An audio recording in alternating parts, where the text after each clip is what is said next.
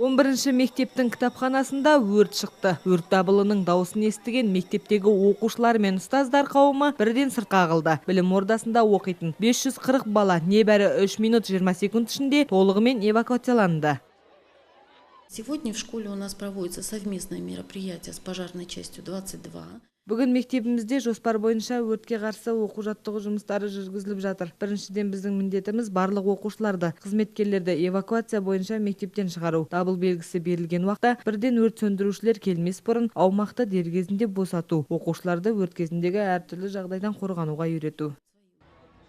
Қазіргі таңда бұндай оқу-жаттығу шаралары барлық білім ордаларында жүргізілуде. Аталмыш шараға бүгін 2 бірлік өрт сөндіру техникасы, 15-ке жуық өрт сөндірушілер қатысты.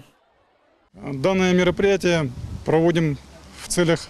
Аталмыш шара өртке қарсы оқу-жаттығу дайындықтарын пысықтау үшін жылына бір рет өткізіледі. Бүгін мектептегі оқушылардың, мұғалімдердің және қызмет көрсетуші адамдардың өрт пайда болған кезіндегі іс-әрекеттері іс жүзінде тексерілді.